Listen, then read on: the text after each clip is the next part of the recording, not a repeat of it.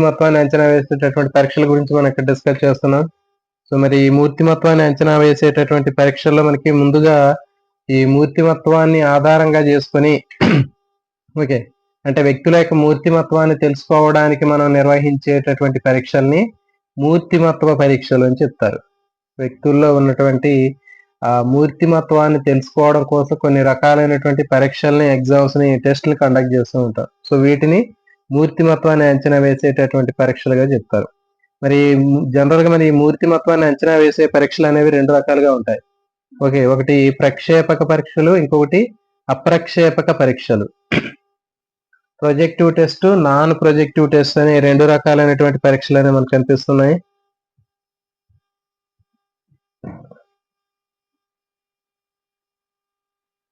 So చూడండి, మరి అప్రక్షేపక పరీక్షలు అంటే ఏంటి, ప్రక్షేపక పరీక్షలు అంటే ఏంటో ఇప్పుడు మనం చూద్దాం. ప్రక్షేపక పరీక్షలు అంటే స్పష్టమైన సమాధానం చెప్పలేనటువంటి వాటిని ప్రక్షేపక పరీక్షలు అని చెప్తారు. స్పష్టమైనటువంటి సమాధానం చెప్పలేని అంటే ఏదైనా ఒక ఉద్దీపన వాళ్ళకి చూపించినప్పుడు వాళ్ళు దానికి కరెక్ట్ గా స్పష్టమైనటువంటి సమాధానాన్ని చెప్పలేరు. ఓకే, సో అట్లా స్పష్టమైనటువంటి సమాధానం చెప్పలేకపోతే వాటిని ప్రక్షేపక పరీక్షలు అని చెప్తారు. ఇవి ప్రక్షేపక పరీక్షలు అంటే ఏదైనా ఒక ఉద్దేశం చూపించినప్పుడు, ఒక ఉద్దీపన చూపించినప్పుడు ఆ ఉద్దీపనకి స్పష్టమైనటువంటి సమాధానం అనేది రాదు, చెప్పలేరు వాళ్ళు. సో దాన్ని ప్రక్షేపక పరీక్షలు అంటారు.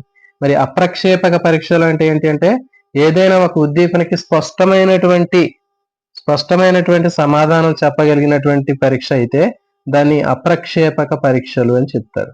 ఓకే, ఒక ఉద్దీపనకు స్పష్టమైనటువంటి సమాధానం చెప్పలేకపోతే వాటిని ప్రక్షేపక పరీక్షలు అంటారు. ఓకే, మరి ఏదైనా ఒక ఉద్దీపనకి స్పష్టమైన సమాధానం చెప్పగలిగినట్టయితే వాటిని అప్రక్షేపక పరీక్షలు అని చెప్తారు. ఓకే, మరి ఈ అప్రక్షేపక పరీక్షలు తర్వాత ప్రక్షేపక పరీక్షలకు సంబంధించినటువంటి వివరాలు మొత్తం కూడా మనం ఇక్కడ చూద్దాం. మరి అప్రక్షేపక పరీక్షలకి స్పష్టమైన ఉద్దేశం ఉంటది, ఆ స్పష్టమైనటువంటి ఉద్దేశానికి స్పష్టమైనటువంటి సమాధానం కూడా ఉంటది. ఓకే, అంటే స్పష్టమైనటువంటి ఉద్దేశం ఉంటది, ఆ స్పష్టమైనటువంటి ఉద్దేశానికి స్పష్టమైనటువంటి సమాధానం కానివ్వండి లేకపోతే స్పష్టమైనటువంటి ప్రతిస్పందన కానీ ఉంటది. దాన్ని అప్రక్షేపక పరీక్షలు అని చెప్తారు. తర్వాత ప్రక్షేపక పరీక్షలు అని చెప్పాం. ఇక్కడ ఉద్దేశం అనేది అస్పష్టంగా ఉంటది, ఉద్దేశం అస్పష్టంగా ఉంటది, ఆ ఉద్దేశానికి చూపించే ప్రతిస్పందన కూడా అస్పష్టంగా ఉంటుంది. ఓకే, మరి దీని గురించి మనకి ఇంకా డీటెయిల్ ఒక ఎగ్జాంపుల్ తీసుకుంటే ఇక్కడ మనకి ఈజీగా అర్థమవుతుంది మీ అందరికీ కూడా. మరి మూర్తిమత్వ పరీక్షలు అని చెప్పాము, అప్రక్షేపక పరీక్షలు, ప్రక్షేపక పరీక్షలు అని చెప్పాము. సో మరి చూడండి, అప్రక్షేపక పరీక్షలు అంటే ఇక్కడ ఉద్దేశం అనేటటువంటిది స్పష్టంగా ఉంటుంది, ఆ ఉద్దేశానికి ప్రతిస్పందన కూడా స్పష్టంగా ఉంటుంది.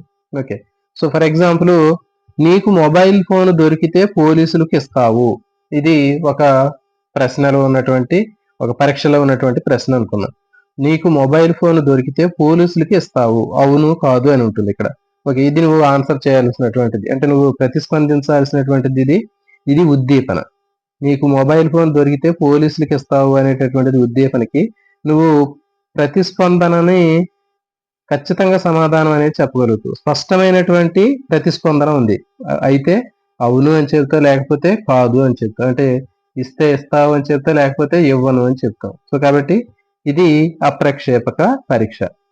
అంటే ఒక స్పష్టమైనటువంటి ఉద్దేశం ఉంది, ఆ స్పష్టమైనటువంటి ఉద్దేశానికి స్పష్టమైనటువంటి ప్రతిస్పందన కూడా ఉంది. ఓకే, ఇది అప్రక్షేపక పరీక్ష. ఓకే, మరి ప్రక్షేపక పరీక్ష అంటే ఏంటో చూద్దాం. మరి ప్రక్షేపక పరీక్ష అంటే ఇక్కడ ఉద్దీపన అస్పష్టంగా ఉంటుంది. ఓకే, ఉద్దీపన అస్పష్టంగా ఉంటుంది, ఆ ఉద్దీపనకి ప్రతిస్పందన కూడా స్పష్టంగా ఉండదు. అస్పష్టమైన ఉద్దీపనకి అస్పష్టమైనటువంటి ప్రతిస్పందన ఉంటుంది. ఫర్ ఎగ్జాంపుల్ మనకి ఇంకు మరకల చిత్రం మన అందరికీ తెలుసు. ఓకే, ఆ రోషాక్ తయారు చేసినటువంటి ఇంకు బ్లాట్ టెస్ట్ లో ఫర్ ఎగ్జాంపుల్ ఏదైనా ఒక కార్డు మీద ఒక ఇంకు మరకలు ఉన్నటువంటి దాన్ని అతనికి చూపిస్తాం. సో మరి ఇక్కడ ఇచ్చేటటువంటి ఉద్దీపన అనేది అస్పష్టంగా ఉంటది, మరి ఆ ఉద్దీపనకి అతను చూపించేటటువంటి ప్రతిస్పందన కూడా అస్పష్టంగా ఉంటుంది, అంటే అతను ఊహించి సమాధానం చెప్పడం జరుగుతుంది. సో కానీ ఇక్కడ మాత్రం స్పష్టంగా ఉద్దీపన అనేది స్పష్టంగా ఉంది, దానికి సమాధానం కూడా స్పష్టంగా ఉంది. కానీ ప్రక్షేపక పరీక్షల్లో ఉద్దేశం అనేది స్పష్టంగా ఉండదు. ఓకే, తర్వాత ప్రతిస్పందన కూడా స్పష్టంగా ఉండదు. సో ఇది ప్రక్షేపక పరీక్షలు. ఓకే, ఇవి ఆ ప్రక్షేపక పరీక్షలు. సో వీటి గురించి మనం చాలా డీటెయిల్ గా మనకి ఉన్నాయి ఈ బుక్ లో. సో ముందుగా ప్రక్షేపక పరీక్షల గురించి చూద్దాం.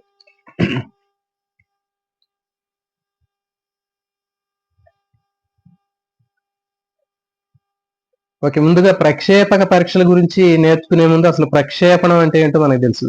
ప్రక్షేపణం అనేది ఒక రకమైనటువంటి రక్షక తంత్రం అని మనకు తెలుసు. అంటే ఆ వ్యక్తుల్లో ఉన్నటువంటి అవసరాలు కానివ్వండి, ఆలోచనలు కానివ్వండి, ఇంకా కోరికలు కానివ్వండి, భావోద్వేగాలు, లోపాలు, తప్పులు, ఘర్షణలు, సో వీటన్నిటిని ఇతర వ్యక్తులకి కానీ వస్తువులకి కానీ మనం ఆపాదిస్తూ ఉంటాం. ఓకే, సో దీన్నే ప్రక్షేపణం అనేటటువంటి రక్షక తంత్రంగా మనం ఆల్రెడీ గతంలో నేర్చుకోవటం జరిగింది. సో కాబట్టి ఒక వ్యక్తిలో తనకున్నటువంటి అవసరాలు కానివ్వండి, ఆలోచనలు కానీ, తీరని కోరికలు కానివ్వండి, ఇంకా ఏదైనా భావోద్వేగాలు కానివ్వండి, లోపాలు కానివ్వండి, తప్పులు కానివ్వండి, ఘర్షణలు కానీ ఇతర వ్యక్తులకి లేదా వస్తువులకి ఆపాదిస్తూ ఉంటాం. సో దీన్ని ప్రక్షేపణం అని చెప్పాం. ఓకే,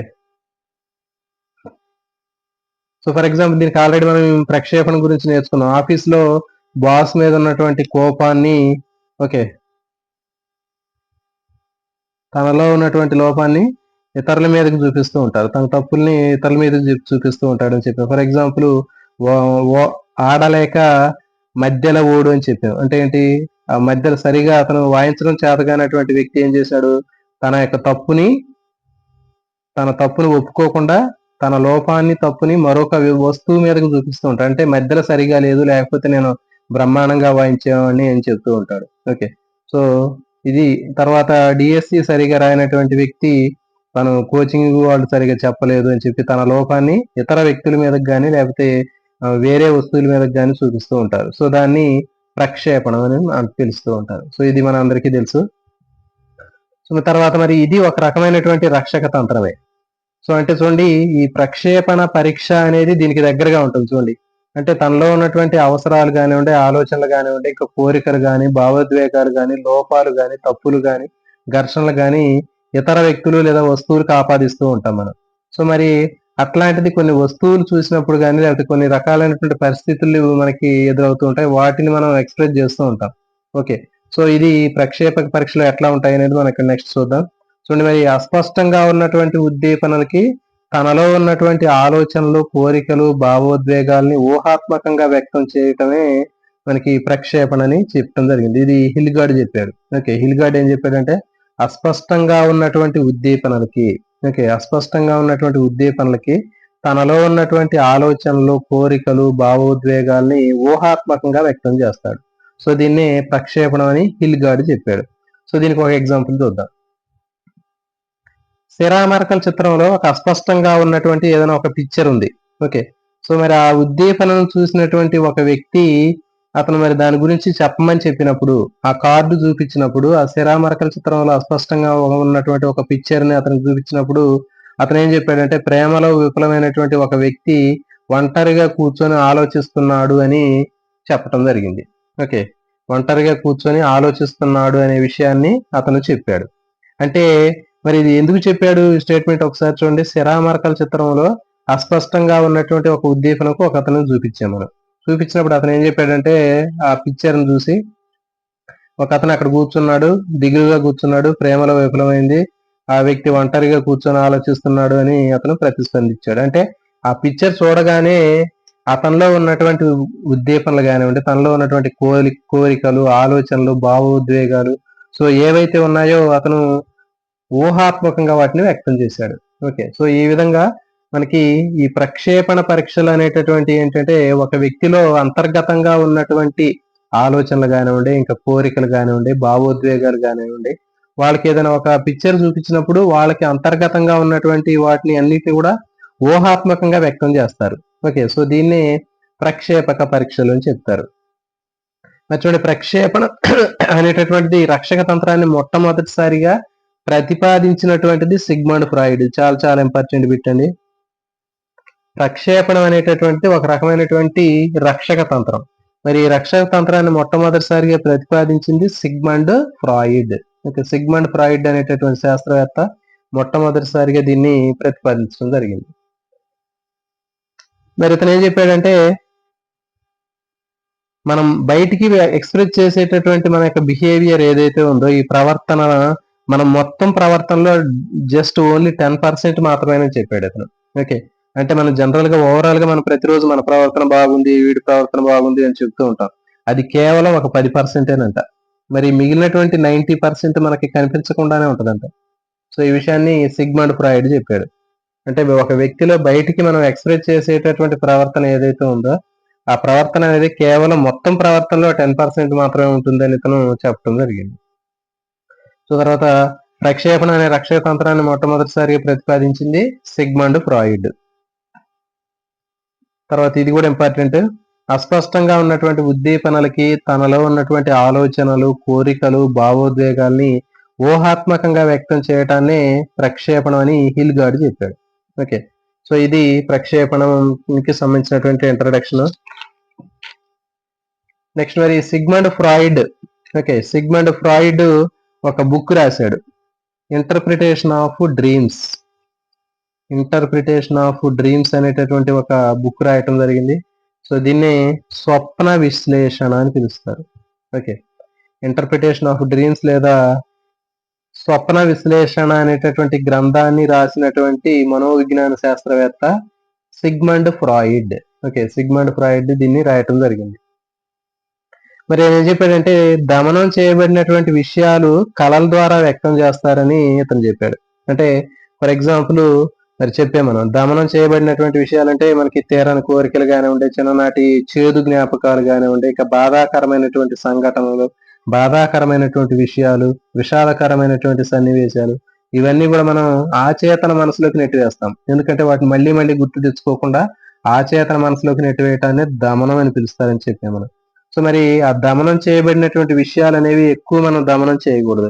అట్లా ఎక్కువగా దమనం చేసినట్లయితే మన మానసిక ఆరోగ్యం అనేది దెబ్బతినే అవకాశం ఉంటుంది.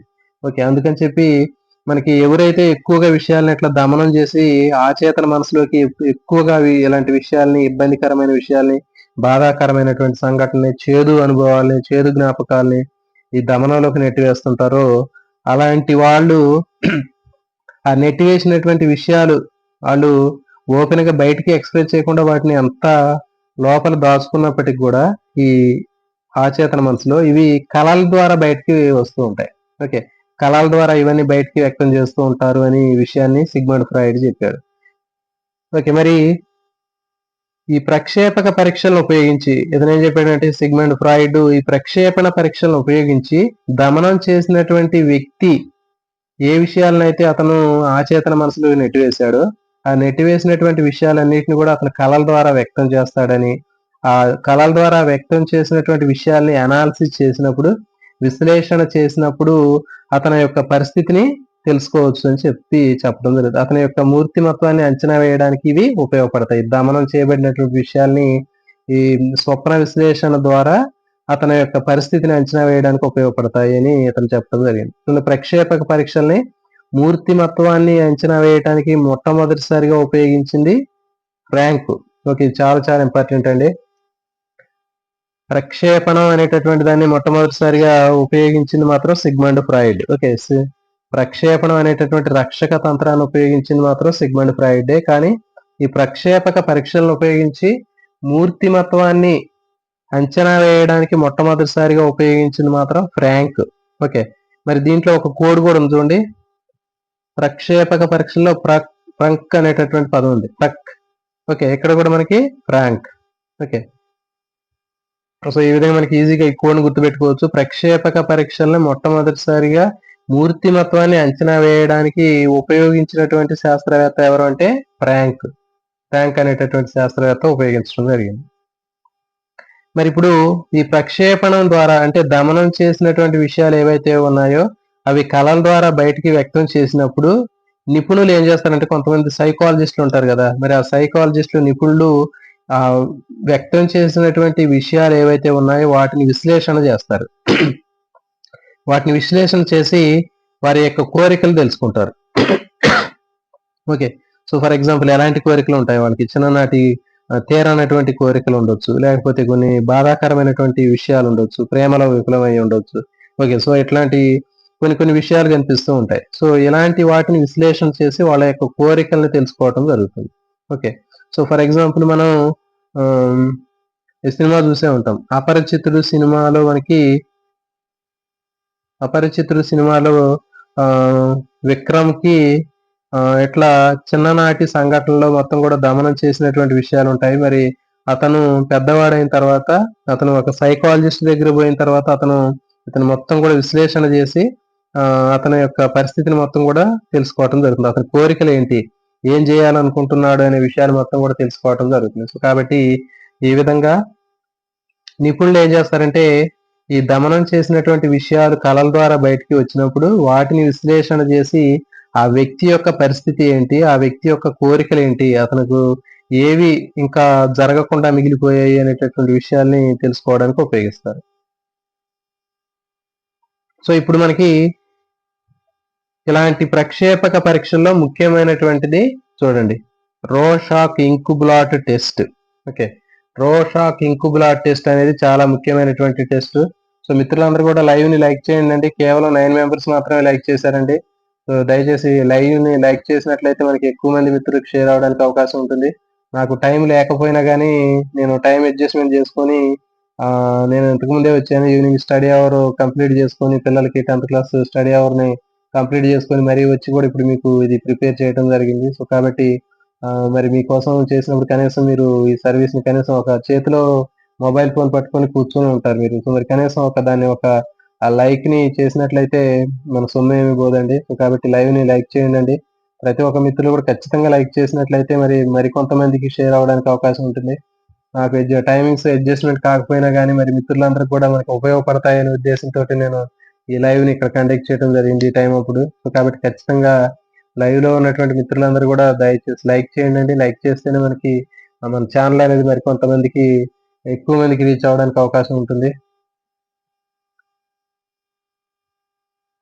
ఓకే చూడండి, మరి ఇప్పుడు రోషాక్ ఇంకుబ్లాట్ టెస్ట్ ఇది చాలా చాలా ఇంపార్టెంట్ అండి. ప్రక్షేపక పరీక్షల్లో ఇది చాలా ముఖ్యమైనటువంటి పరీక్ష.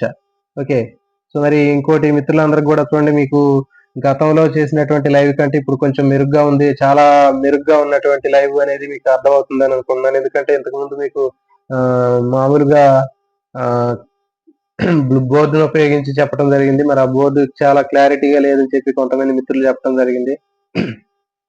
సో అందుకని చెప్పి మీ అందరికీ కూడా బాగా ఉపయోగపడే విధంగా మళ్ళీ ఎట్లా ఈ విధంగా తయారు చేయడం జరిగింది. మీకు ఇది 100% మీకు ఎలాంటి ఇబ్బంది లేకుండా, మనకి టైం ల్యాగింగ్ కూడా లేకుండా మనకి చక్కగా మీ అందరికి కూడా బాగా అర్థం అవడానికి అవకాశం ఉంటుంది. సో కాబట్టి కొన్ని మోడిఫికేషన్ చేసి మళ్ళీ లైవ్ ని ఈ విధంగా సెట్ చేయడం జరిగింది. సో కాబట్టి మీకు ఎక్కడా కూడా ఇబ్బంది అనేది ఉండదు. సో కాబట్టి మిత్రులందరూ కూడా లైవ్ ని లైక్ చేస్తారని ఆశిస్తున్నాను. సో మరి ఇంకా మనం RIBT రోషాక్ సిరామరకల పరీక్ష.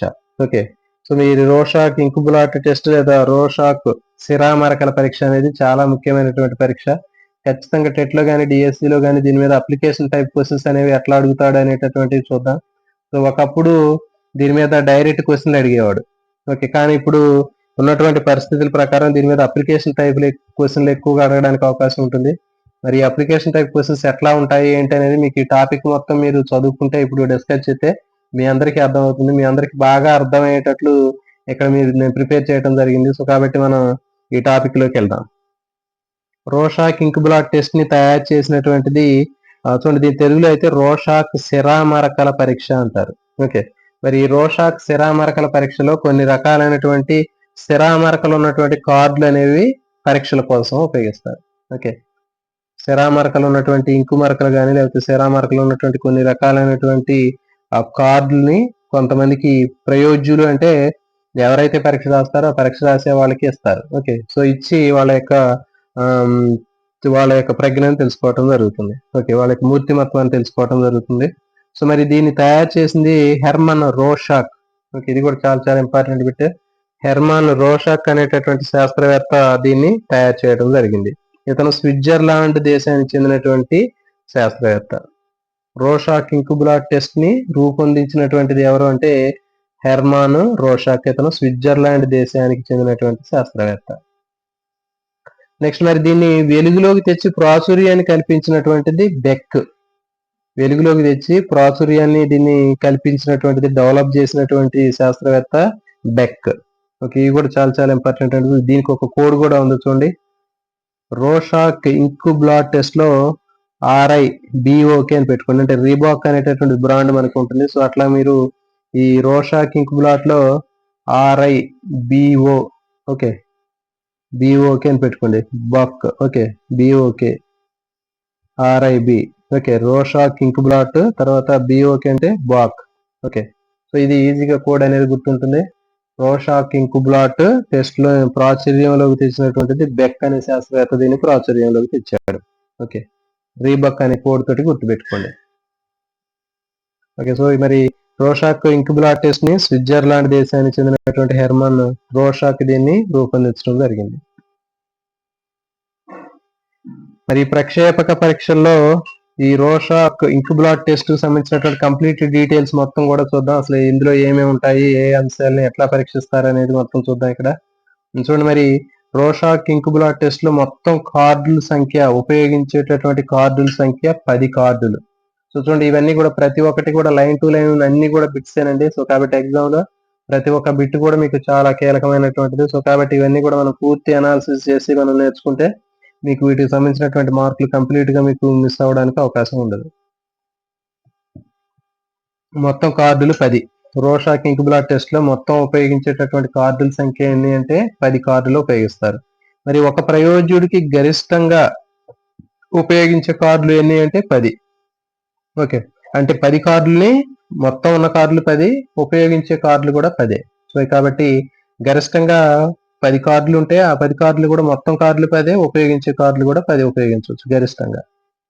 మరి ఇక్కడ ఏంటి అంటే ఈ కార్డుల్లో రోషాక్ ఇంక్ బ్లాట్ టెస్ట్ లో ఉద్దేశం ఏంటంటే ఒక అస్పష్టమైనటువంటి ఉద్దీపనకి ఒక వ్యక్తి ఏ విధంగా ప్రతిస్పందిస్తున్నాడు అనేటటువంటిదే మనకి దీని యొక్క కాన్సెప్ట్. అంటే ఇక్కడ అస్పష్టమైనటువంటి కొన్ని ఆకారాలు ఉంటాయి. ఓకే ఈ అస్పష్టమైనటువంటి ఆకారాలన్నీ కూడా మనకి శిరామరకల రూపంలో ఉంటాయి. అంటే శిరామరకలతో తయారు చేసినటువంటి కొన్ని దీర్ఘ చతురస్రాకారపు అట్టముక్కలు లేదా కార్డుల మీద అస్పష్టమైనటువంటి ఆకారాలు ఉంటాయి. మరి అస్పష్టమైనటువంటి ఆకారాలని చూసి ఆ ప్రయోజ్యుడు ఎవరైతే ఉన్నారో అంటే పరీక్ష రాసేటటువంటి వ్యక్తి ఆ ఇచ్చినటువంటి ఆకారాలను పరిశీలించి అతను మనసులో ఉన్నటువంటి వాటికి సంబంధించినటువంటి ఆ భావాలు కానివ్వండి, అతనికి సంబంధించినటువంటి ప్రతిస్పందనలు కానీ అతను చెప్పాల్సి ఉంటుంది. ఓకే ఇవి మొత్తం 10 కార్డులు అని చెప్పాము. రోషాక్ ఇంక్ బ్లాట్ టెస్ట్ లో మొత్తం కార్డులు అనేవి 10 అని చెప్పాము. ఈ 10 కార్డుల్లో బ్లాక్ వైట్ అంటే నలుపు తెలుపు కార్డులు ఎన్ని? 5. ఓకే నలుపు తెలుపు కార్డులు అనేవి 5 ఉంటాయి. నెక్స్ట్ నలుపు తెలుపు ఎరుపు ఓకే బ్లాక్ వైట్ రెడ్ ఇవి 2 ఉంటాయి. ఓకే బ్లాక్ వైట్ రెడ్ లో ఉండేటటువంటి కాంబినేషన్ లో ఉండే కార్డుల సంఖ్య ఎన్ని అంటే 2 ఉంటాయి. నెక్స్ట్ పంచరంగులు కలిగినటువంటి ఆకారాలు కలిగినటువంటి కార్డులు 3 ఉంటాయి. ఓకే పంచరంగులు కలిగినటువంటి ఆకారాలు ఉంటాయి దాంట్లో. అంటే కొన్ని ఆకారాలు ఉంటాయి, ఆ ఆకారాల యొక్క రంగులు అనేవి పంచరంగులు ఉంటాయి. అంటే 5 రంగులు కలిగినటువంటి ఆకారాలు కలిగినటువంటి కొన్ని కార్డులు ఉంటాయి ఇక్కడ. ఓకే సో ఇవి ఎన్ని ఉంటాయి అంటే 3 ఉంటాయి. పంచరంగులు కలిగినటువంటి కార్డులు అనేవి 3 ఉంటాయి. ఓకే సో కాబట్టి మనకి మొత్తం 10 కార్డుల్లో ఓకే చూడండి 5 వైట్ బ్లాక్ కలిగినటువంటివి 5 ఉంటాయి. బ్లాక్ తర్వాత వైట్ రెడ్ ఉన్నటువంటివి 2 ఉంటాయి. తర్వాత పంచరంగులు కలిగినటువంటి కార్డులు 3 ఉంటాయి. ఓకే ఇవి 5 ఇవి 2 3 5 మొత్తం 10 కార్డులు అనేవి ఉంటాయి.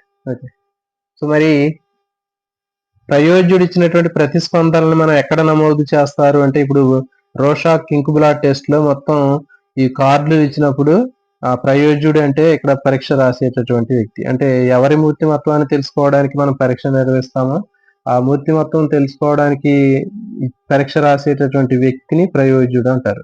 ఓకే మరి ఈ ప్రయోజ్యుడు ఇచ్చినటువంటి ప్రతిస్పందనలను మనం నమోదు చేయడానికి కొన్ని ముఖ్యమైనటువంటి అంశాలు అనేవి ఉంటాయి. ఆ అంశాల్లో మనం నమోదు చేస్తాం. ఓకే సో ఏంటి అంటే LCDO.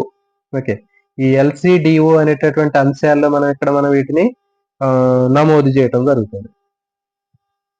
ఇవేంటి అంటే చూడండి ఎల్ అంటే లొకేషన్ స్థానము, సి అంటే కంటెంట్ ఓకే అంటే విషయం, డి అంటే డిటర్మినేషన్స్ నిర్ణయాలు ఓకే నెక్స్ట్ ఒరిజినాలిటీ అంటే మౌలికాలు, మౌలికాలు అంటే ఒరిజినాలిటీ. ఓకే, సో ఇది 4 రకాలైనటువంటి అంశాలు. ఓకే, సో కాబట్టి రోషాక్ ఇంకుబ్లాట్ టెస్ట్ లో ప్రయోజ్యుడు ఏవైతే ఒక ఉద్దీపనకి ప్రతిస్పందిస్తాడో ఆ ప్రతిస్పందించినటువంటి అంశాలను మొత్తం మనం ఒక చోట నమోదు చేస్తాం. అంటే ఏ అంశాలు ఏ కేటగిరీలో నమోదు చేయాలి అనేటటువంటి దాన్ని తీసుకుంటే LCDO అని కోడ్ గుర్తు పెట్టుకోండి.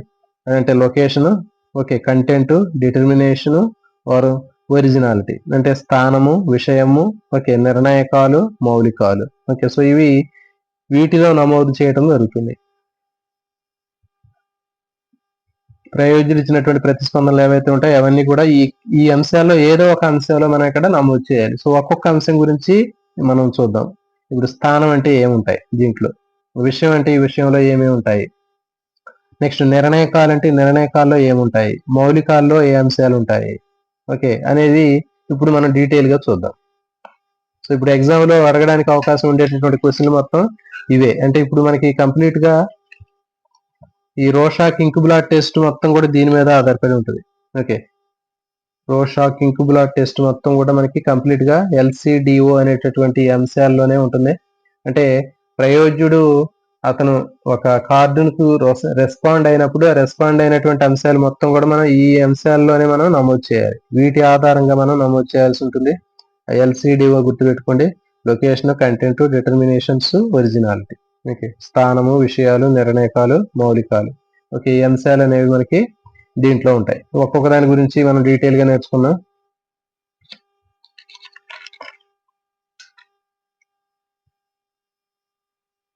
చూడండి, ప్రయోజ్యుడు ఏ మరకకి స్పందించాడు అనేటటువంటి అంశాన్ని స్థానానికి సంబంధించినటువంటి 4 అంశాల్లో గుర్తించడం జరుగుతుంది.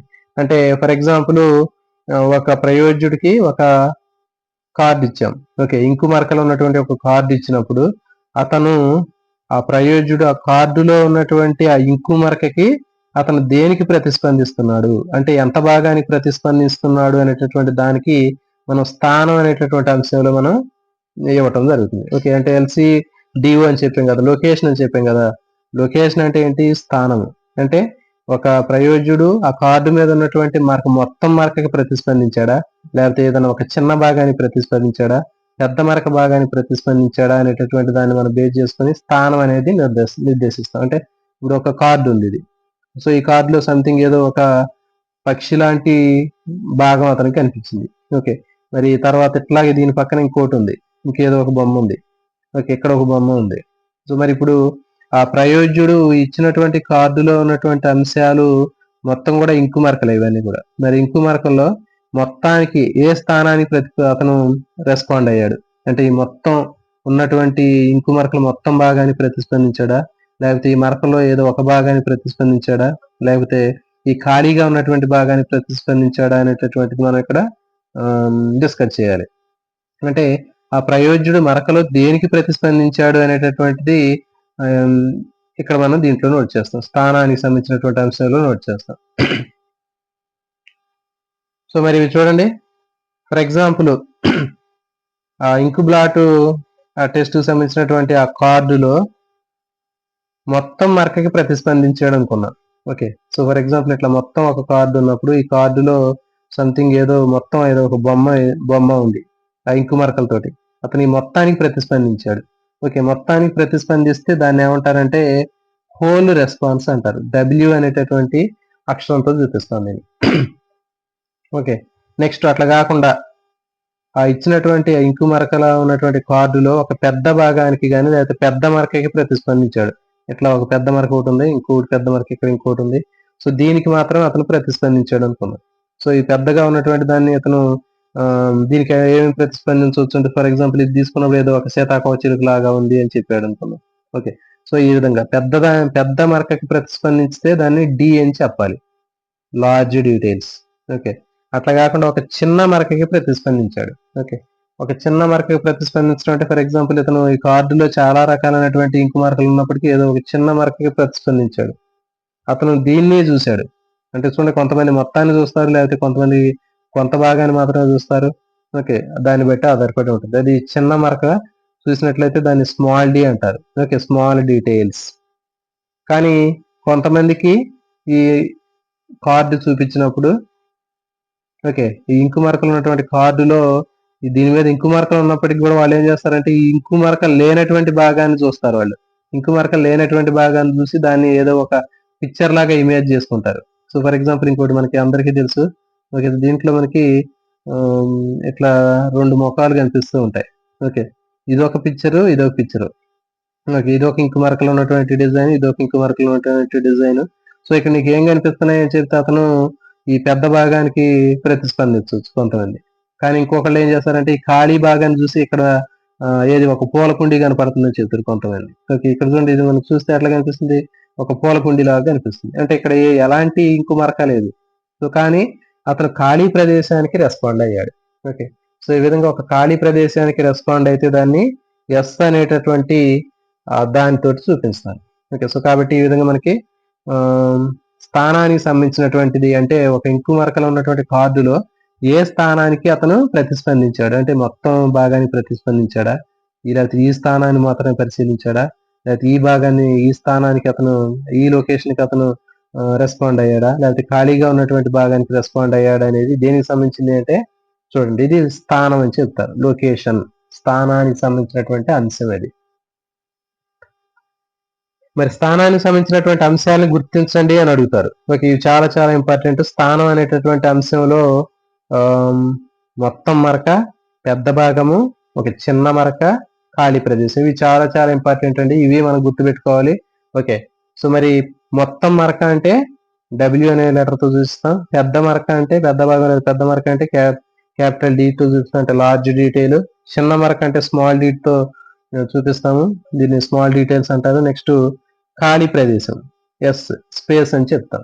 ఓకే, సో దీనికి మనకి ఈజీగా గుర్తుండేటటువంటి ఒక కోడ్ ని తయారు చేశాను. అదేంటంటే జనరల్ గా మనం చూడండి, మనం జేబు కానీ పాకెట్లో కానీ మనం పెన్ను పెట్టుకుంటే ఆ పెన్ను నుంచి ఆ రీఫ్ నుంచి ఇంకు బయటకు వచ్చింది.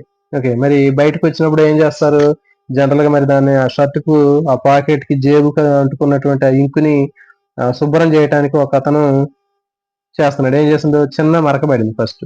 ఓకే, ఆ చిన్న మరక పడితే ఏం చేశాడంటే ఆ మరక మొత్తం పోవాలి అని చెప్పి అతను ఒక నిమ్మకాయ ముక్కతో రుద్దాడు. ఓకే, నిమ్మకాయ ముక్కతోటి ఆ మరక మొత్తం పోవాలి అని చెప్పి ఆ చిన్న మరక మొత్తం పోవాలి నిమ్మకాయ ముక్కతో రుద్దితే అది కాస్త పెద్ద మరక అయింది. ఓకే, అటు రుద్ది అది పెద్ద మరక అయింది. మరి పెద్ద మరక అయిన తర్వాత చూడడానికి చాలా చికాగ్గా ఉందని చెప్పేసి ఏం చేసిందంటే ఆయన పాకెట్ తీసేసింది. దాన్ని అంతవరకు పైన ఉన్నటువంటి పాకెట్ కట్ చేశాడు. ఓకే, కట్ చేస్తే ఏమైంది, అది ఖాళీ ప్రదేశం ఏర్పడింది. ఓకే, సో ఈ విధంగా మనం గుర్తుపెట్టుకోవచ్చు. ఓకే, జేబులో పెట్టుకున్నటువంటి పెన్ను నుంచి ఇంకు బయటకు వచ్చినప్పుడు ఒక చిన్న మరక ఏర్పడింది. ఆ చిన్న మరక మొత్తం పోవాలని చెప్పి నిమ్మకాయ ముక్కతో రుద్దితే ఆ చిన్న మరక కాస్త పెద్ద మరక అయింది. అప్పుడు ఆ ప్యాకెట్ ని తీసేసి దాన్ని ఖాళీ ప్రదేశం లాగా చేశాడు. సో కాబట్టి ఈ విధంగా మనకి గుర్తుపెట్టుకోవచ్చు.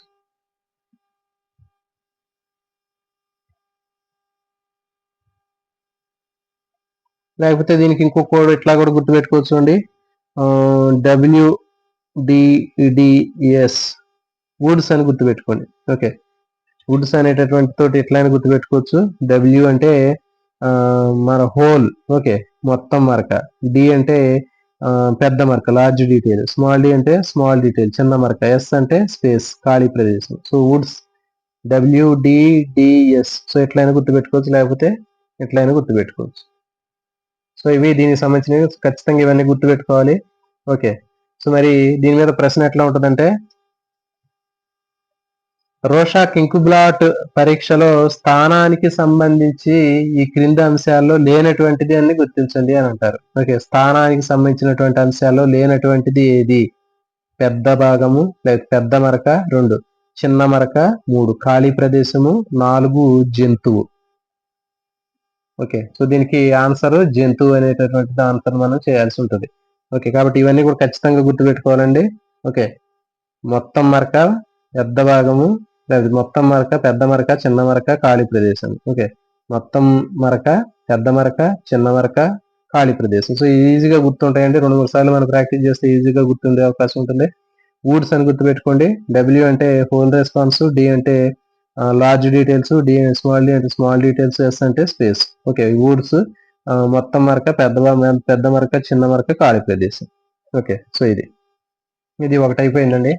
నెక్స్ట్ రెండవ టాపిక్ ఇది. దాంట్లో మనకి రెండో అంశం ఏంటంటే రోషాక్ ఇంకుబ్లాట్ టెస్ట్ లో రెస్పాండ్ అయ్యేటటువంటి ప్రయోజ్యుడు ఎవరైతే ఉన్నారో అతను రెస్పాండ్ అయినటువంటి విషయం అనేది ఏ విషయానికి రెస్పాండ్ అయ్యాడో అది దేనికి సంబంధించింది అనేది ఇక్కడ కంటెంట్ అనేటటువంటి విషయం చెప్పింది.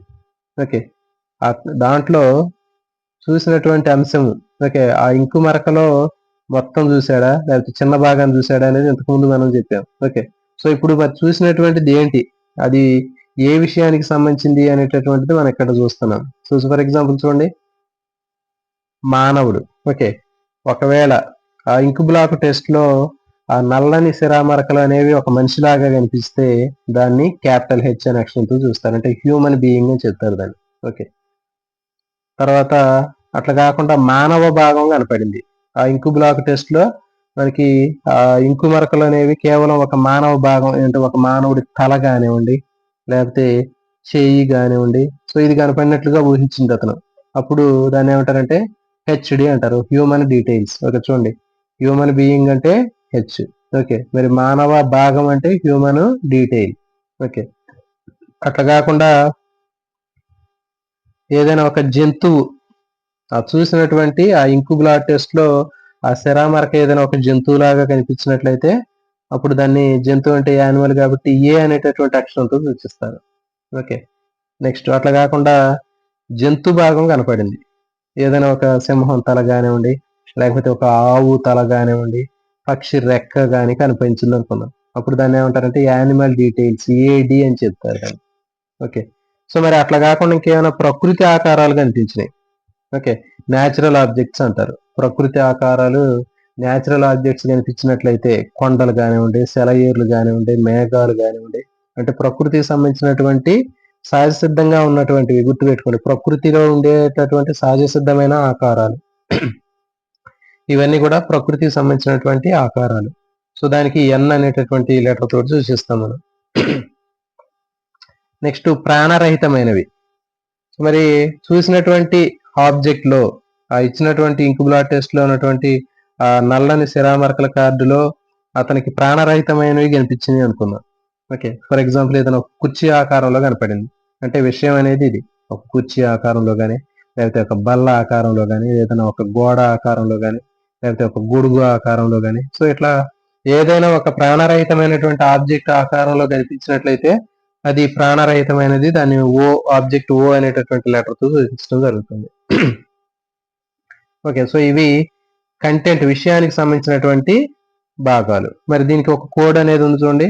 ప్రకృతిలో మానవుడు, మానవ భాగము, జంతువులు, తర్వాత జంతు భాగము, వీటితో పాటు ప్రాణరహితమైనవి కూడా ఉంటాయి అని గుర్తుపెట్టుకోవచ్చు. ఓకే, ప్రకృతిలో ఏముంటాయంటే ప్రకృతిలో మానవుడు ఉంటాడు, మానవుడు భాగం ఉంటుంది. ఓకే, తర్వాత జంతువు ఉంటుంది, జంతువు భాగం ఉంటుంది, దీంతో పాటు ప్రాణరహితమైనవి కూడా ఉంటాయి. ఓకే, సో ఇవి విషయానికి సంబంధించినటువంటి అంశాలు. ఓకే, 2-3 సార్లు మనం చదువుకుంటే ఈజీ గుర్తుంటాయి. ప్రకృతిలో మానవుడు, మానవుడు భాగము, జంతువులు, జంతువు భాగం, వీటితో పాటు ప్రాణరహితమైనవి కూడా ఉంటాయి. ఓకే, సో ఇది విషయానికి సంబంధించినటువంటి అంశాలు. ఓకే, సో ఇప్పుడు ఇవి తీసుకుందాం. ఫర్ ఎగ్జాంపుల్ ఒక వ్యక్తికి, ఒక ప్రయోజ్యుడికి రోషాక్ ఇంకుబ్లాట్ పరీక్షను నిర్వహించినప్పుడు అతనికి ఇచ్చినటువంటి ఆ సిరామర్కల కార్డులో ఒక జంతువు యొక్క తల భాగం కనిపించింది. అతనికి ఒక సింహం యొక్క తల కనిపించినట్లయితే అది విషయంలో దేనికి సంబంధించినది అని అడుగుతారు. సో కాబట్టి విషయంలో దేనికి సంబంధించింది అంటే ఏడి, యానిమల్ డీటెయిల్స్. ఓకే, చూడండి, ఇవి చాలా చాలా ఇంపార్టెంట్ అండి. ఇప్పుడు అడిగేటటువంటి క్వశ్చన్లు అన్ని కూడా ఇట్లాగే అడుగుతున్నారు. ఒకప్పుడు ఇంతకుముందు కార్డులు అడిగేవాళ్ళు, కానీ ఇప్పుడు మాత్రం ఏంటంటే వీటికి సంబంధించినటువంటి అప్లికేషన్ టైప్ క్వశ్చన్లు అడుగుతున్నారు. చూడండి, మరి రోషాక్ ఇంకుబ్లాట్ పరీక్షను నిర్వహించినప్పుడు ఒక ప్రయోజ్యుడు విషయానికి సంబంధించి ఒక జంతు భాగాన్ని గుర్తించాడు, జంతు భాగం ఉన్నట్లుగా అతను ప్రతిస్పందించాడు. అప్పుడు అది ఈ క్రింది వాటిలో దేనికి సంబంధించింది? జంతు భాగం అనగానే మనం యానిమల్ అనకూడదు, యానిమల్ డీటెయిల్స్ అనాలి, అంటే జంతు భాగము. ఓకే, ఇది సరైన సమాధానం. కానీ ఇంకో క్వశ్చన్, రోషాక్ ఇంకుబ్లాట్ పరీక్ష నిర్వహించినప్పుడు ఒక ప్రయోజ్యుడికి ఇచ్చినటువంటి కార్డులో ఉన్నటువంటి ఇంకు మరక ఒక ఏనుగులాగా కనిపించింది. ఓకే, ఆ మొత్తం మరక అనేటటువంటిది జంతువులాగా కనిపించింది. సో మరి ఇప్పుడు అది దేనికి సంబంధించింది, ఏ విషయానికి సంబంధించింది అంటే అది యానిమల్. ఓకే, ఏ మొత్తం మరక అని అన్నారు. ఇక్కడ మొత్తం అన్నప్పుడు ఇంతకు ముందు మనం చెప్పాం కదా డబ్ల్యూ అని చెప్పాం, అక్కడ డబ్ల్యూ ప్లస్ ఇక్కడ ఏ. సో ఇవి రెండు దీంట్లోకి వస్తాయి. తర్వాత ఒక వ్యక్తికి ఈ ఇంకు మరకల పరీక్షలకు సంబంధించినటువంటి కార్డు ఇచ్చినప్పుడు అతనికి ఆ కార్డులో కొండలు, సెలయేర్లు, మేఘాలు కనిపించినట్లుగా అతను చెప్పడం జరిగింది. మరి అతను చెప్పినటువంటి అంశాలు అనేవి విషయానికి సంబంధించినటువంటి వాటిలో వేటికి సంబంధించినవి? ప్రాణరహితమైనవి అనుకుంటారు చూడండి కొంతమంది మిత్రులు, జాగ్రత్తగా గుర్తుపెట్టండి. ఇక్కడ ప్రాణరహితమైనవి అంటే ఆబ్జెక్ట్, నేచర్ అంటే ప్రకృతి ఆకారాలు అనేది ఎన్ అని చెప్పాం, అంటే ప్రకృతికి సంబంధించిన ఇవన్నీ కూడా. కానీ ఇక్కడ ఆబ్జెక్ట్స్ ప్రాణరహితమైనవి ఏంటంటే కుర్చీలు, బల్లలు, గోడలు. ఓకే, ఇవన్నీ కూడా మనకి ఏంటంటే ప్రాణరహితమైనవి. ఓకే, సో ఇవి ఈ విధంగా వీటికి సంబంధించినటువంటి క్వశ్చన్లు అనేవి రావడానికి అవకాశం ఉంటుంది. నెక్స్ట్ మూడవది నిర్ణాయకాలు, డిటర్మినేషన్స్ అంటారు వీటిని. ఓకే, మరి నిర్ణాయకాలు లేదా డిటర్మినేషన్స్ తీసుకున్నట్లయితే ప్రయోజ్యుడు ఈ కింద నిర్ణయాల ఆధారంగా ఒక నిర్ణయం తీసుకుంటాడు. ఓకే, నిర్ణాయకాలు ఆధారంగా అతను ఒక నిర్ణయం తీసుకుంటాడు. అంటే ఇప్పుడు చెప్పాం మనం, ఈ కింద మనకి 4 రకాలైనటువంటి నిర్ణాయకాలకు సంబంధించినటువంటి డిటర్మినేషన్స్ 4 ఉంటాయి. ఓకే, ఈ 4గిట్లో ఏదైనా ఒకదాన్ని బట్టి అతను నిర్ణయం తీసుకుంటాడు. మరి ఆ తీసుకునే నిర్ణయం అనేది ఎట్లా ఉంటుందంటే చూద్దాం. ఫర్ ఎగ్జాంపుల్ అతను చూసినటువంటి ఆ ఇంకుబ్లాట్ టెస్ట్ లో అతను రంగులు బాగా చూసాడు అనుకున్నాం, అది కలర్. ఓకే, సి అనేటటువంటి లెటర్ తో చూస్తుందండి. అట్లా కాకుండా లైట్ కలర్స్ కి అతను రెస్పాండ్ అయ్యాడు అనుకోండి, అప్పుడు దానికి కే అని చెప్తారు. చూడండి, ఇది లైట్ కలర్స్ ని కే అనే అక్షరంతో చూస్తారండి, కలర్స్ అని చెప్తారు. ఇక్కడ కే అనే లెటర్ ఉంటుంది. అకాడమీ బుక్ లో కూడా అన్నింటిలో కూడా కే అనేటటువంటి KOLYUR అని వాడతారు. దీనికి కోడ్ అది కే అనేటటువంటిది కూడా మనం గుర్తుపెట్టుకోవాలి. ఓకే, నెక్స్ట్ కదలికలు, మూవ్మెంట్స్ అని చెప్తారు, ఎం అనేటటువంటి లెటర్ తో చూస్తారు. నెక్స్ట్ ఆకృతి. ఓకే, ఆకృతి ఆకారంగా అతను నిర్ణయం తీసుకున్నట్లయితే అది ఆకారం లేదా ఆకృతి అంటారు. దీన్ని ఫార్మేషన్ ఎఫ్ అని చెప్తారు. ఓకే, సో మరి దీనికి ఒక కోడ్ తీసుకున్నట్లయితే KFCకి వెళ్ళాలని నిర్ణయం తీసుకున్నారు అని ఒక కోడ్ గుర్తుపెట్టుకోవచ్చు. KFCకి వెళ్ళాలని నిర్ణయం తీసుకున్నారు. దీనికి కోడ్ ఏంటంటే కే అంటే చూడండి లైట్ కలర్స్ అని చెప్పాము. ఓకే, కే అంటే లైట్ కలర్స్ అని చెప్పాము. నెక్స్ట్ ఎఫ్ అంటే ఫార్మేషన్స్ అంటే ఆకృతి లేదా ఆకారం. సి అంటే కలర్స్, రంగులు. ఓకే, KFCకి వెళ్ళాలని అంటే మూమెంట్. ఓకే, నిర్ణయం తీసుకున్నారంటే నిర్ణాయకాలు. సో కాబట్టి ఇవన్నీ కూడా మనకి దీంట్లో నిర్ణాయకాలకు సంబంధించినటువంటి వాటిలో వస్తున్నాయి. కే అంటే లైట్ కలర్స్, ఎఫ్ అంటే ఫార్మేషన్ ఆకృతి లేకపోతే ఆకారము, సి అంటే కలర్స్ రంగులు, వెళ్ళటం అంటే మూమెంట్. ఓకే, అంటే కదలికలు. సో ఇది దీనికి సంబంధించినటువంటి నిర్ణయకాలకు సంబంధించినటువంటి అంశాలు ఇవన్నీ కూడా.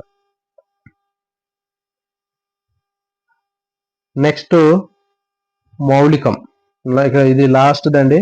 సో దీంట్లో మరి మౌలికం అనేటటువంటిది ఒరిజినాలిటీ తీసుకున్నట్లయితే ఆ ప్రయోజ్యుడు ఆ ఇచ్చినటువంటి కార్డుకి ఇంకుబ్లాట్ కార్డు ఏదైతే ఉందో శరామరక కార్డుకి అతను ప్రతిస్పందన ఏ విధంగా ఉంది అనేటటువంటి ఏ రకానికి చెందిందో వివరించేదే మౌలికం.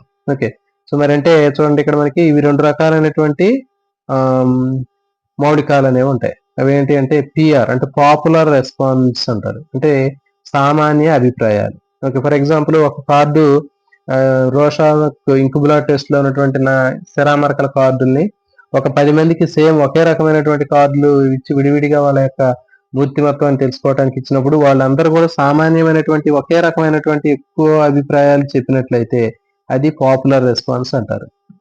ఓకే, PR అని చెప్తారు. ఓకే, ఫర్ ఎగ్జాంపుల్ ఏదైనా ఒక కార్డు చూపించాం, ఆ కార్డు చూపించినప్పుడు ఒక 20 మందికి ఒకే రకమైనటువంటి కార్డు చూపించినప్పుడు వాళ్ళందరూ కూడా అక్కడ ఏదైనా ఒక పర్వతం కనిపిస్తుంది అని లేకపోతే నది కనిపిస్తుంది అని చెప్పారు. అందరూ కూడా అదే రకమైనటువంటి ప్రతిస్పందన రెస్పాన్స్ చూపించినట్లయితే దాన్ని పాపులర్ రెస్పాన్స్ అంటారు. ఓకే, సామాన్య అభిప్రాయం అందరికీ కామన్ గా ఉన్నటువంటిది, అది ఎక్కువ మంది చూపించినటువంటి ప్రతిస్పందన. అట్లా కాకుండా చూడండి మరి ఇంకొక రకమైనటువంటి ఒరిజినాలిటీ ఉంటుంది, అదేంటంటే OR అని చెప్పిన, అంటే ఓన్ రెస్పాన్సివ్. అంటే ఓన్ రెస్పాన్స్ అంటే చూడండి ఒక 20 మందికి ఒకే రకమైనటువంటి కార్డు ఇచ్చినప్పుడు ఆ 20 మందిలో ప్రత్యేకంగా మిగిలినటువంటి వాళ్ళకి ఏ విధమైనటువంటి ప్రతిస్పందన వచ్చిందో అలాంటి ప్రతిస్పందనకి డిఫరెంట్ గా వాళ్ళు కొత్తగా ఉన్నటువంటి ఒక ప్రతిస్పందన చూపిస్తారు. ఓకే. ఫర్ ఎగ్జాంపుల్ ఇట్లా మనం ఒక కార్డ్ చూపించినప్పుడు అందరూ కూడా ఏదో ఇట్లా కనిపిస్తుంటే ఒక పర్వతం లాగా కనిపిస్తే 2 పర్వతాలలాగా కనిపిస్తుంటే మరి ఇంకొక అతనికి దీన్ని చూస్తాడు అతను. ఓకే. ఓకే. 2 పెద్ద లోయ లాంటి భాగం కనిపించిందని చెప్తున్నాడు.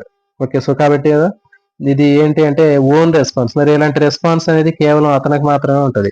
ఓకే. ఒక 10 మంది 20 మందిని వాళ్ళ యొక్క అభిప్రాయాలు తీసుకున్నప్పుడు ఆ అభిప్రాయంలో కేవలం మిగిలినటువంటి వాళ్ళ ప్రతిస్పందన కంటే డిఫరెంట్ గా ఉంటది అది. ఒకళ్ళిద్దరికి మాత్రమే ఉంటది. అది ప్రత్యేకంగా ఉంటది. దాన్ని స్వతంత్రమైనటువంటిది లేకపోతే ప్రత్యేకమైనటువంటి ప్రతిస్పందన అంటారు. ఓకే. సో కాబట్టి ఇవి సామాన్య అభిప్రాయాలు, ఈ ప్రత్యేకమైనటువంటి అభిప్రాయాలు. So okay. అర్థమైంది కదా. ఇది ఈ విధంగా మనకి 4 రకాలైనటువంటి వాటిలో ఇది 4వది మౌలికాలు అని చెప్తారు. సో కానీ ఇక్కడ మీకు కొన్ని ఎగ్జాంపుల్స్ చూపిస్తున్నాను చూడండి. సో ఫర్ ఎగ్జాంపుల్ ఏదైనా ఒక కార్డు మీద ఓకే ఇంకు మరకలతో తయారు చేసినటువంటి ఒక కార్డు ఉంది ఇక్కడ. ఓకే. సో ఈ కార్డుని ప్రయోజ్యుడు ఎవరైతే ఎగ్జామ్ రాస్తాడో అతని మూర్తిమత్వం అని తెలుసుకోవాలో అతనికి ఈ కార్డుని ఇచ్చాం. అతను ఇచ్చినప్పుడు ఇతను మొత్తం భాగానికి రెస్పాండ్ అయ్యాడు అనుకున్నా. ఓకే. డబ్ల్యూ అని చెప్పిన మనం హోల్ రెస్పాన్స్. ఓకే. అట్లా కాకుండా ఒక చిన్న భాగానికి రెస్పాండ్ అయ్యాడు. ఓకే. అప్పుడు ఒక రకమైనటువంటి రెస్పాన్స్ ఉంటుంది. ఓకే. సో తర్వాత ఇక్కడ అతను చూడండి ఈ ఖాళీ భాగానికి రెస్పాండ్ అవ్వచ్చు కొంతమంది. ఓకే. సో ఈ ఖాళీగా ఉన్నటువంటి మరక భాగం లేకుండా ఖాళీగా ఉన్నటువంటి దానికి రెస్పాండ్ అయితే ఓకే ఇక్కడ స్పేస్ అని చెప్పినాం. ఓకే. సో ఇది కాబట్టి ఎట్లా మనకి ఒక్కొక్క వ్యక్తి అతనికి ఉన్నటువంటి దీన్ని చూడగానే అతనిలో ఉన్నటువంటి ఆలోచనలు కానివ్వండి లేకపోతే అభిప్రాయాలు కానీ అతను బయటకి ఎక్స్ప్రెస్ చేస్తాడు. అంటే అతనికి ఉన్నటువంటి దీన్ని చూడగానే మనకి ఒక్కొక్కరికి ఒక్కొక్క రకమైనటువంటి ఆలోచన అనేది కనిపిస్తూ ఉంటుంది. ఓకే. మనకి వేటికి సంబంధించినటువంటి అంశాలు మన మనసులో ఎక్కువగా మెదులుతుంటాయి. అలాంటివి దగ్గరగా ఉన్నటువంటి పిక్చర్ కనపడగానే మనం వెంటనే ఓపెన్ అయ్యి వాటికి సంబంధించినవి చెప్పడం జరుగుతుంది. ఓకే. సో ఇది ఫర్ ఎగ్జాంపుల్ కొండ అనేటటువంటిది ఉందనుకోండి. ఎక్కువ మరి ఆ కొండకు సంబంధించినటువంటి అంశాలు ఎక్కువగా అతను చూస్తే అతనికి సంబంధించినటువంటి అంశాలు ఉన్నట్లయితే అతను కొండ అని చెప్పడం జరుగుతుంది. సో అట్లా కాకుండా ఇక్కడ ఏదైనా ఒక కుక్కలాగా ఉన్నటువంటిది అంటే కుక్కతోటి అతనికి ఏదైనా ఎక్కువ దానికి సంబంధించినటువంటి అవినాభావ సంబంధం ఉన్నట్లయితే ఇక్కడ అతను కుక్క అని ఎక్స్ప్రెస్ చేయడం జరుగుతుంది. సో కాబట్టి ఇట్లా మనకి కార్డులు అనేవి ఇవ్వటం జరుగుతుంది. సో కాబట్టి ఇంకొకటి తీసుకున్నట్లయితే ఇట్లా చూడండి ఒకటి ఇలాంటి కార్డును ఒకటి చూపిస్తారు. చూపించినప్పుడు కొంతమంది ఏం చెప్తారు ఇది ఒక పశువు తల అని చెప్పడం జరుగుతుంది. ఓకే. యానిమల్ డీటెయిల్స్ అని చెప్తాం. ఓకే. అట్లా కాకుండా ఒక అతను ఏం చెప్తున్నాడు పూర్తిగా గబ్బిలం అని చెప్తున్నాడు. ఓకే. ఇది యానిమల్ అర్థమవుతుంది కదా.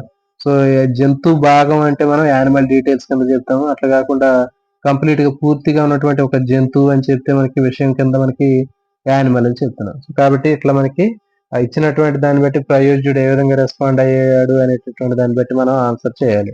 సో ఇప్పుడు దీనికి సంబంధించినటువంటి కంప్లీట్ గా ఒక ఫ్లో చార్ట్ లాగా ఇక్కడ తయారు చేయడం జరిగింది. చూడండి స్థానం తీసుకున్నట్లయితే మనకి చెప్పాం మనం దీని కోడ్ ఏంటంటే వుడ్స్ అని చెప్పా WDDS. ఓకే. మరి దీంట్లో క్యాపిటల్ డబ్ల్యూ అంటే ఇక్కడ మనకి డబ్ల్యూ అంటే హోల్ మొత్తం మరక. ఓకే. అట్లా కాకుండా క్యాపిటల్ డి పెద్ద మరక. ఓకే. స్మాల్ డి చిన్న మరక. ఓకే. ఎస్ ఖాళీ ప్రదేశం. ఓకే. సో ఫర్ ఎగ్జాంపుల్ ఒక ప్రయోజ్యుడికి ఒక కార్డు శరామరకలో ఉన్నటువంటి కార్డు చూపించాము. ఆ కార్డు చూపించినప్పుడు అతను ఆ దాంట్లో సంథింగ్ ఏదో ఇట్లా ఒకటి కనిపించింది. ఓకే. సో ఇది మొత్తం మరక. ఓకే. మొత్తం మరకకి అతను రెస్పాండ్ అయినప్పుడు దాన్ని మనం డబ్ల్యూ అని చెప్తాం. ఓకే. అట్లా కాకుండా ఈ ఇట్లా పెద్ద మరకతో పాటు ఇంకో చిన్న మరక కూడా ఉంది. ఓకే. దీనికి మాత్రమే అతను ప్రతిస్పందించాడు. చిన్న మరకకు ప్రతిస్పందిస్తే అది స్మాల్ డి అని చూపించాలి. అట్లా కాకుండా ఈ ఖాళీ ప్రదేశానికి అతను రెస్పాండ్ అయ్యాడు. సో ఖాళీ ప్రదేశానికి రెస్పాండ్ అయితే ఎస్ అని చూపిస్తాం. ఓకే. తర్వాత ఫర్ ఎగ్జాంపుల్ ఇంకొక క్వశ్చన్ ఎట్లా అడగడానికి అవకాశం ఉంటుంది. ఓకే. సో దీంట్లో రోషాక్ ఇంక్యుబులార్ టెస్ట్ లో ఒక ప్రయోజ్యుడికి ఇచ్చినటువంటి కార్డులో అతను ఒక చిన్న మరకని ఒక చిన్న మరక అనేటటువంటి దాన్ని ఒక చిన్న రాయిలాగా అతను గుర్తించాడు. మరి ఇది దేనికి సంబంధించింది అంటే చిన్న మరక అనగానే మనకి స్మాల్ డి అనేటటువంటి లెటర్తో చూపించాలి. ఓకే. లేకపోతే దాంట్లో సిరా మరకల పరీక్షలో ఒక పెద్ద మరకను అతను చూశాడు. ఆ పెద్ద మరకకి ప్రతిస్పందించి ఆ పెద్ద మరక అనేది ఒక పక్షి అని గుర్తించాడు. అప్పుడు అదేంటి అంటే క్యాపిటల్ డి.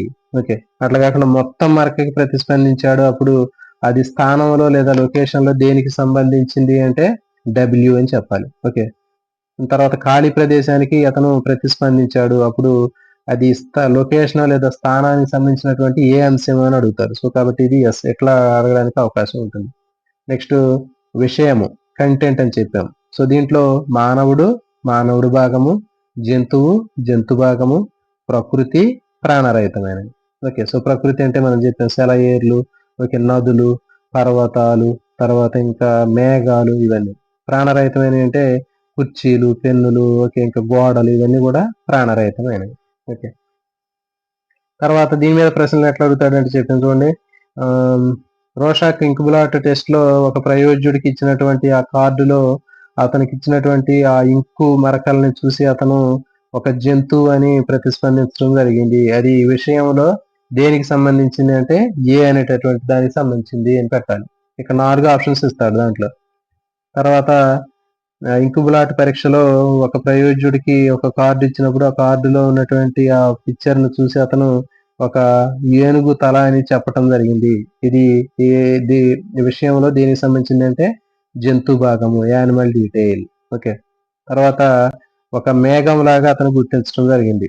ఓకే, ఇంకుబ్లాట్ టెస్ట్ లో ఒక ప్రయోజ్యుడికి ఇచ్చినటువంటి కార్డులో ఒక మేఘాన్ని అతను గుర్తించి ప్రతిస్పందించాడు. మరి ఆ మేఘం అనేటటువంటిది విషయంలో దేనికి సంబంధించింది అంటే ఎన్ అనే అక్షరానికి సంబంధించింది. ఓకే, సో ఇది. తర్వాత ప్రాణరహితమైనటువంటి వస్తువులు, గొడుగులు, లేకపోతే ఇంకా కుర్చీల్ని అతను గుర్తించాడు. సో అది దేనికి సంబంధించింది అంటే ఓ అంటే ఆబ్జెక్ట్స్ సంబంధించింది. నెక్స్ట్ నిర్ణయకాలు. ఓకే, ఈ నిర్ణయకాల్లో మనకి చూడండి, దీనికి కోడ్ ఏంటంటే మనకి ఆల్రెడీ నీడలు అని చెప్పాము, తర్వాత రంగులు, కదలికలు, ఆకృతి అని చెప్పాము మనం. సో వీటన్నిటికి కూడా ఒక కోడ్ ఉందండి. ఇప్పుడు రంగులు అంటే కలర్ అని చెప్పాము. ఓకే, నీడలు అంటే కలర్ అంటే లైట్ కలర్స్ అని చెప్పాము. ఓకే, నెక్స్ట్ రంగులు కలర్స్, కదలికలు అంటే మూమెంట్స్, తర్వాత ఆకృతి ఫార్మేషన్. ఓకే, కేఎఫ్సి మూమెంట్ అని చెప్పాము మనం. ఓకే, కేఎస్ఐ ఇంతకుముందు ఆల్రెడీ ఒకటి కోడ్ చెప్పాం, దానికంటే ఇంకా మనకి పేరులోనే ఉందండి. చూడండి, ఇక్కడ నిర్ణయకాలు అనేటటువంటి దాంట్లోనే దీంట్లో ఉండే అంశాలన్నీ ఇందులో ఉన్నాయి. చూడండి, నిర్ణయకాల్లో నీ అనేటటువంటిది ఏంటంటే నీడ, నీ అంటే నీడ, రా అంటే రంగు. ఓకే, నీ అంటే నీడ, రా అంటే రంగు. ఓకే, ఇక్కడ యాకి లేదు. ఓకే, యాకి ఏమీ లేదు. కా అంటే కదలిక, లు లు అన్నప్పుడు ఆ అనే పదం కూడా వస్తుంది. లా నిర్ణయకాలు, లా అంటే ఆ అనేది వస్తుంది, అంటే ఆకృతి. ఓకే, సో ఈ విధంగా మన నిర్ణయకాల్లో ఈ 4 రకాలైనటువంటి అంశాలు కూడా ఇందులోకి వస్తున్నాయి. Okay, next మౌలికాలు. ఒరిజినాలిటీలో మనకి పాపులర్ రెస్పాన్సెస్, సామాన్య ప్రతిస్పందనలు, నెక్స్ట్ ఒరిజినల్ రెస్పాన్సెస్ అంటే ప్రత్యేకమైన స్వతంత్రమైనటువంటి ప్రతిస్పందనలు అనేవి వస్తాయి దీని కింద. ఓకే, ఇప్పుడు దీనికి చూడండి, ఇక్కడ ఒక మీకు అప్లికేషన్ టైప్ క్వశ్చన్స్ సంబంధించిన మొత్తం కూడా ఇక్కడ ఒక సెట్ లాగా తయారు చేశాను.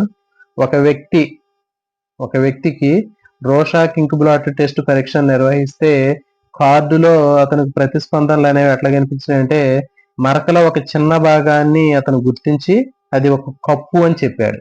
సో కాబట్టి అది ఏంటి అంటే అది స్థానంలో దేనికి సంబంధించింది అంటే డి. ఓకే, ఒక చిన్న భాగాన్ని ప్రతిస్పందిస్తే మనకి డి అని చెప్పాం. ఇది గుర్తుపెట్టుకోండి, మనకి చిన్న భాగమా పెద్ద భాగమా అనేది ఇక్కడే ఇస్తాడు మనకి. ఓకే, ఒకవేళ చిన్న భాగం అని చెప్పి అదేంటో ఇస్తాడు ఇక్కడ. ఓకే, సో కాబట్టి ఇది. తర్వాత ఆ మరకలో మొత్తం మరకకు అతను ప్రతిస్పందించి అది ఒక పక్షి అని చెప్పాడు. సో కాబట్టి మొత్తం మరక అంటే ఏంటి హోల్, డబ్ల్యూ. తర్వాత ఒక పెద్ద మరకకు అతను ప్రతిస్పందించి అది ఒక ఆవు తల అని చెప్పాడు. ఓకే, మరి ఆవు తల అని చెప్పినప్పుడు అదేంటి అంటే డి. Okay, capital D. పెద్ద మరకకి క్యాపిటల్ డి చెప్పాము మనం, లార్జ్ డీటెయిల్స్ క్యాపిటల్ డి.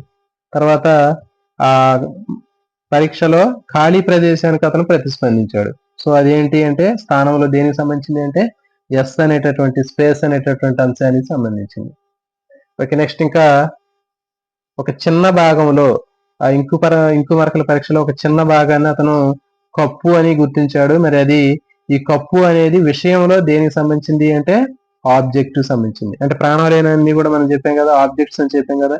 ఆ కప్పు, కుర్చీ, పెన్ను ఇవన్నీ కూడా మనకి ఆబ్జెక్ట్స్ కిందకి వస్తాయని చెప్పిన. తర్వాత చూసినటువంటి ఇంకో పరీక్షలో ఒక పక్షిని చూశాడు. ఓకే, పక్షిని చూస్తే అది విషయంలో దేనికి సంబంధించింది అంటే యానిమల్. ఓకే, తర్వాత ఒక పులి తలను అతను పరిశీలించాడు.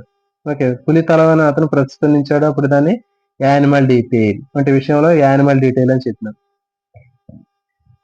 ఓకే, తర్వాత అట్లా కాకుండా కంప్లీట్ గా పులి అంటే యానిమల్, అట్లా కాకుండా పులి తల అంటే యానిమల్ డీటెయిల్ ఏడి, పక్షి అంటే యానిమల్, పక్షి రెక్క అంటే యానిమల్ డీటెయిల్. సో ఇవి గుర్తుపెట్టుకోండి.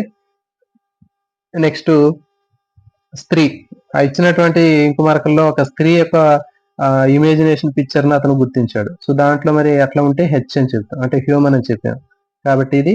తర్వాత మేఘము, కొండల్ని అతను గుర్తించాడు, అదేంటంటే నేచర్. సో ఈ విధంగా క్వశ్చన్లు అనేవి మీకు రావడానికి అవకాశం ఉంటుంది. ఒకేసారి రెండు కూడా అడగవచ్చు. ఓకే, స్థానము, విషయాన్ని గుర్తించండి అని అడుగుతారు. ఓకే, సో మీ స్థానం అనేటటువంటి దాంట్లో చూడండి, మొత్తం మార్క తీసుకున్నట్లయితే పక్షి అనేటటువంటిది ఉంటుంది, డబ్ల్యూ అని రాస్తారు ఇక్కడ. ఓకే, నెక్స్ట్ మరి ఇది విషయం కిందకు వస్తే దేని కిందకు వచ్చింది, పక్షి అంటే యానిమల్ కదా, తర్వాత డబ్ల్యూఏ అనేది వచ్చింది. ఓకే, సో తర్వాత మొత్తం మార్కని, ఓకే, అతను ఒక చిన్న భాగాన్ని కప్పు అని చెప్పాడు. ఓకే, ఇది డి. ఓకే, స్మాల్ డి, చిన్న చిన్న మార్క్ కాబట్టి. మరి ఇది దేనికి సంబంధించింది అంటే ఇక్కడ మనకి ఓకే ఆబ్జెక్ట్ సంబంధించింది. ఓకే, సో కాబట్టి ఓ అని రాస్తాం. సో కాబట్టి ఇట్లా మనకి దీంట్లో ఉన్నటువంటి స్థానానికి సంబంధించినవి కానివ్వండి, విషయానికి సంబంధించినటువంటి అంశాలు మొత్తం కూడా ఇవన్నీ కూడా మీరు గుర్తుపెట్టుకుంటే ఈ అప్లికేషన్ టైప్ క్వశ్చన్ లో ఈజీగా రాయడానికి అవకాశం ఉంటుంది.